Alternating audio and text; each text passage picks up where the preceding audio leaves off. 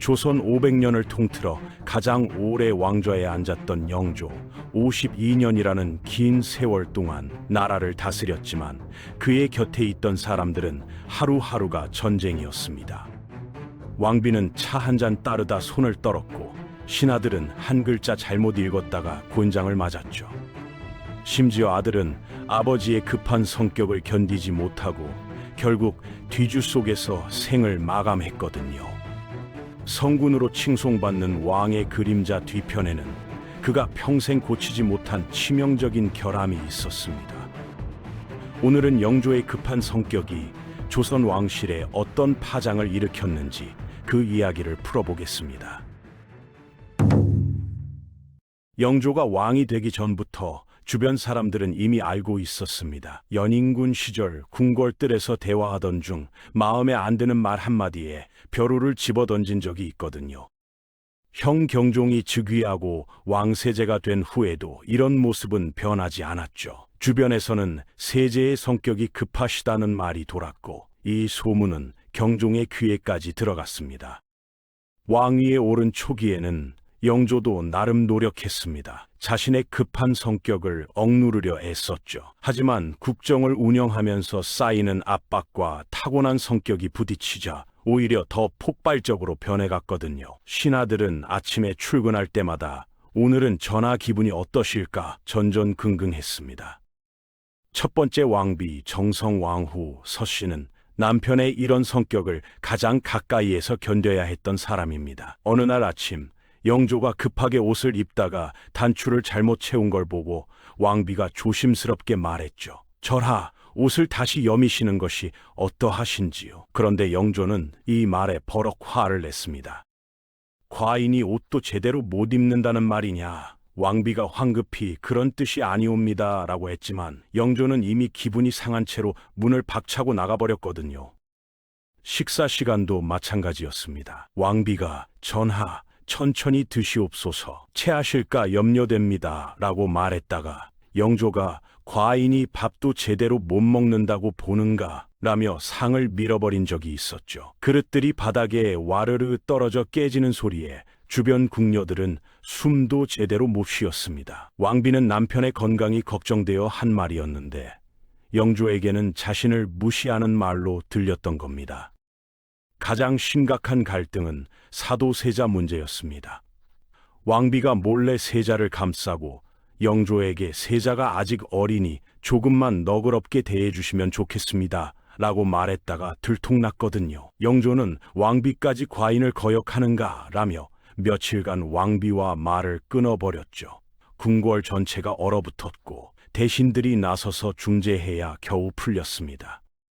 사도세자의 생모인 영빈이 씨는 더 힘든 처지였습니다. 아들이 고통받는 걸 보면서도 아무것도 할 수 없었거든요. 1745년 어느 날 영빈은 어린 세자가 영조에게 꾸중을 듣고 우는 걸 보고 달래주었습니다. 그런데 이 모습을 영조가 목격했죠. 세자를 나약하게 만드는 것이 누구냐? 영조는 버럭 화를 내며 즉시 영빈의 세자궁 출입을 금지시켰습니다.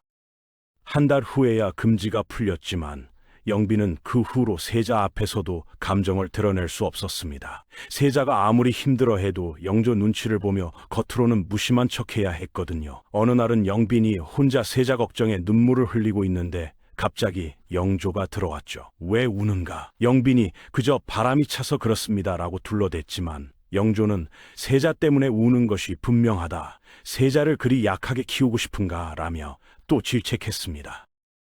1759년 61세의 영조는 15세의 정순왕후 김씨를 새 왕비로 맞이했습니다. 무려 46세 차이였죠. 어린 왕비에게 첫날 밤은 공포 그 자체였습니다. 너무 떨어서 차를 따르다가 영조의 옷에 흘렸거든요. 영조는 반사적으로 조심하지 못하는가 라고 큰 소리를 냈고 어린 왕비는 그 자리에서 울음을 터뜨렸습니다. 그제야 영조는 자신이 너무 심했다는 걸 깨달았죠. 울지 마라. 과인이 잘못했다며 어색하게 달랬지만 왕비는 한참 동안 울음을 멈추지 못했거든요. 이후 정순왕후는 영조 앞에서 항상 긴장했습니다. 말 한마디, 행동 하나하나를 조심했죠. 영조도 어린 왕비에게 미안한 마음이 있었는지 되도록 화를 참으려 했지만 본래 성격이 어디 가겠습니까? 신기한 건 정순 왕후가 나이가 들면서 오히려 영조의 급한 성격을 다루는 법을 터득했다는 겁니다. 영조가 화를 내면 일단 조용히 듣고 나중에 영조 기분이 풀렸을 때 조심스럽게 의견을 말하는 방식이었죠. 영조는 이런 왕비의 태도를 현명하다며 칭찬했습니다. 영조의 딸들도 아버지의 성격을 피해갈 수 없었습니다. 화완옹주는 오빠 사도세자를 매우 아꼈거든요. 어느 날 용기를 내어 아버지에게 말했죠. 아버마마, 오라버니가 너무 힘들어합니다. 조금만 너그럽게 대해주시면 안 될까요? 영조는 이 말을 듣자마자 얼굴이 굳었습니다. 네가 감히 과인의 교육 방식에 이의를 제기하는가? 당장 물러가라. 화완옹주는 눈물을 흘리며 물러났고 이후 한동안 영조를 만나지 못했습니다. 영조의 급한 성격은 딸들의 혼사에도 영향을 미쳤죠. 화평옹주의 혼사를 정할 때 신하들이 여러 후보를 올렸는데 영조는 이 사람으로 정한다며 단 하루 만에 결정해버렸거든요. 더 고민하면 뭐가 달라지겠는가. 다행히 혼사는 잘 풀렸지만 만약 그렇지 않았다면 딸의 평생이 아버지의 즉흥적인 결정으로 좌우될 뻔했습니다.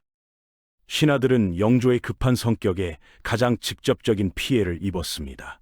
1740년 승지 이광좌가 상소문을 읽다가 발음을 잘못했거든요. 영조는 즉각 당장 곤장 30대를 철하고 명령했죠.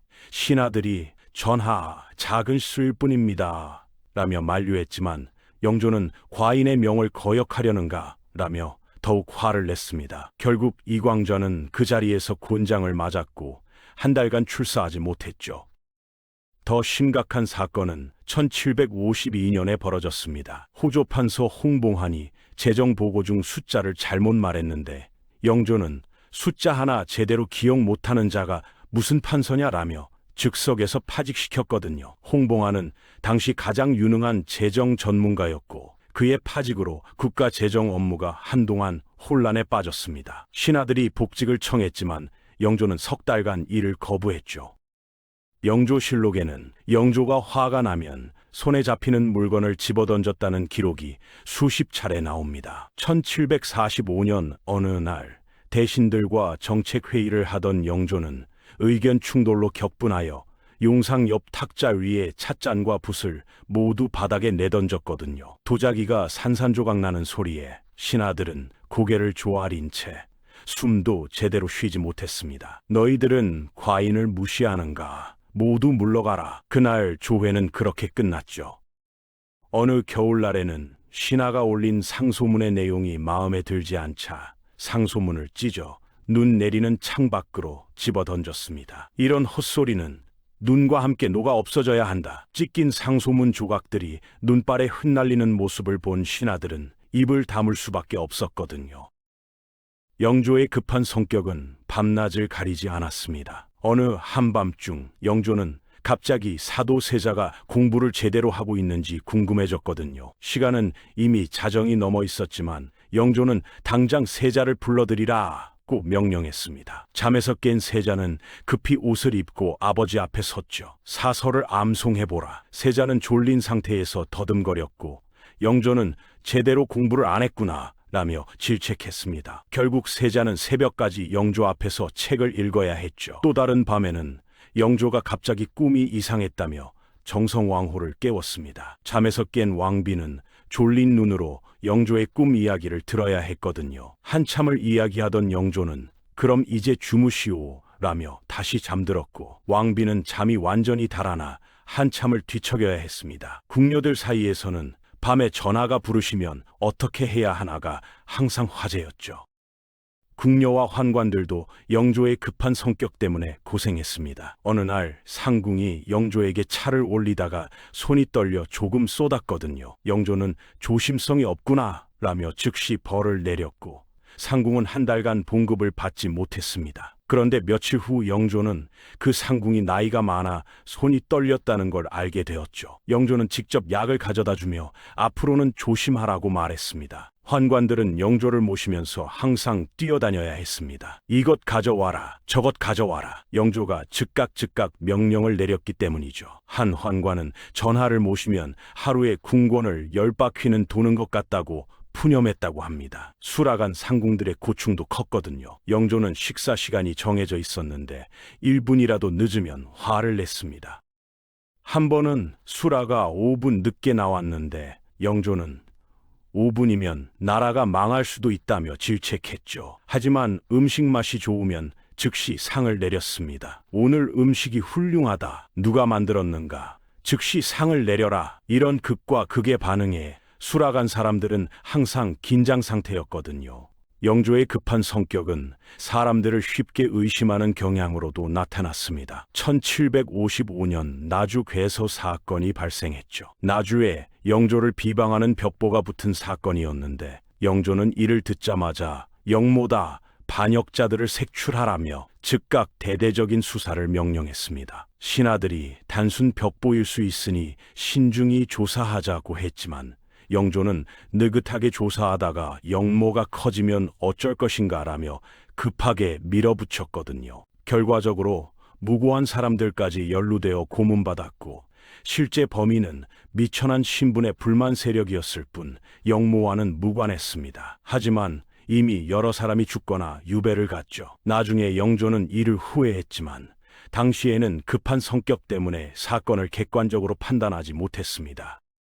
영조는 특히 언어 실수에 민감했습니다. 1748년 젊은 사관이 실록을 쓰기 위해 영조의 말을 받아 적던 중 한자를 잘못 썼거든요. 영조가 이를 발견하고 그 글자가 아니다. 네가 글을 아는가 모르는가? 라며 호통쳤습니다. 사관이 사죄했지만 영조는 당장 사관직에서 물러나라고 명령했죠. 주변 대신들의 간청으로 겨우 용서받았지만 그 사관은 이후 영조 앞에만 서면 극도로 긴장하여 실수를 반복했다고 합니다. 영조의 급한 성격이 가장 비극적으로 발현된 건 아들 사도 세자와의 관계였습니다. 영조는 세자에게도 완벽을 요구했고 작은 실수도 용납하지 않았거든요. 세자가 글을 읽다가 발음을 틀리면 다시 읽어라를 수십 번 반복시켰고 세자가 정책에 대해 의견을 말하면 네가 뭘 안다고 함부로 말하느냐며 질책했습니다. 1757년 세자가 대리청정 중 영조의 의견과 다른 결정을 내렸습니다. 영조는 이를 듣자마자 누가 네게 함부로 판단하라고 했느냐?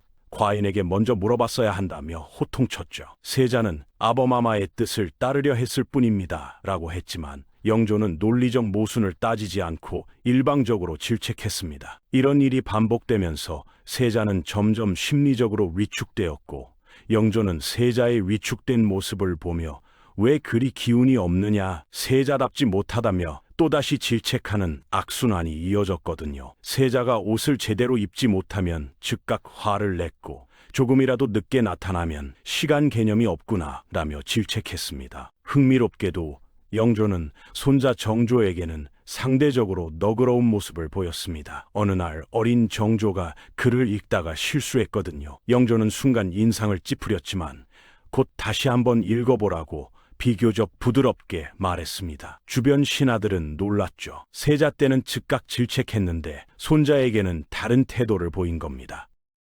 정조가 조금 늦게 나타났을 때도 영조는 화를 내다가 아직 어리니 그럴 수 있다며 금방 풀었습니다. 어쩌면 영조는 세자에게 너무 가혹했던 것을 후회하며 손자에게는 조금 다르게 대하려 노력한 것일지도 모르죠.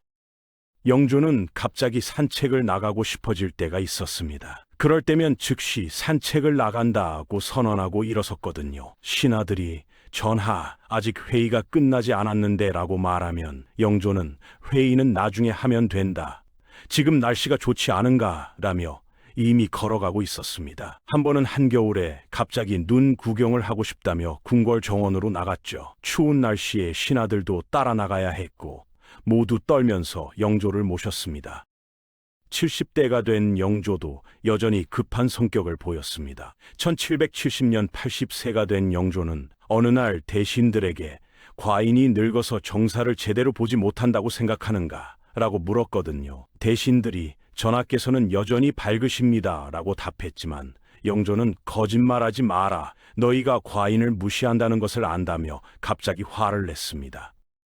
모두 물러가라! 영조는 급하게 자리를 박차고 일어났고 나중에 자신의 행동을 후회하며 대신들을 다시 불렀죠. 하지만 이미 신하들의 마음에는 상처가 남았습니다. 영조는 자신의 급한 성격을 잘 알고 있었고 이를 고치려 노력했거든요. 1765년 영조는 신하들 앞에서 과인의 성질이 본래 급하여 여러 번 실수를 했다. 나이가 들어 이를 깨달았으니 앞으로는 신중하게 처신하겠다고 고백했습니다. 신하들은 감동하여 전하의 자성하시는 모습이 곧 성군의 면모입니다 라고 칭송했죠. 하지만 며칠 후 어떤 신하가 상소문에서 영조의 정책을 비판하자 영조는 또다시 이놈이 감히라며 즉각 파직시켰습니다. 정순왕후에게도 과인이 너무 성급하여 왕비에게 미안한 일이 많았소 라고 말한 적이 있었죠. 왕비는 전하께서 그리 말씀하시니 소녀가 황송할 따름입니다 라고 답했지만 속으로는 그래도 여전히 급하시다고 생각했을지도 모릅니다. 영조는 만년에 과인의 급한 성격이 많은 사람을 힘들게 했다. 특히 세자에게 미안하다는 말을 남겼다고 전해집니다. 하지만 이미 사도세자는 뒤주 속에서 비극적 죽음을 맞은 뒤였거든요. 영조의 급한 성격은 분명 단점이었지만 역설적으로 일부 긍정적 결과도 가져왔습니다. 신속한 의사결정으로 개혁을 밀어붙였고 부정부패에 대해서는 즉각 처벌하여 경각심을 일으켰죠. 탕평책도 그의 과감하고 급한 성격이 뒷받이 되었기에 가능했다는 평가도 있습니다. 하지만 사도세자의 비극, 무고한 신하들의 피해, 가족들의 고통, 조정 분위기의 경직 등 부정적 영향이 더 컸거든요. 만약 영조가 좀 더 인내심을 갖고 신중하게 판단했다면 조선 역사는 달라졌을지도 모릅니다. 52년간 재위하며 조선을 안정시킨 왕, 하지만 급한 성격으로 평생 자신과 주변을 힘들게 한 왕, 특히 가장 가까운 가족들에게 가장 큰 상처를 남긴 왕이었죠. 영조는 그렇게 역사에 기록되었습니다.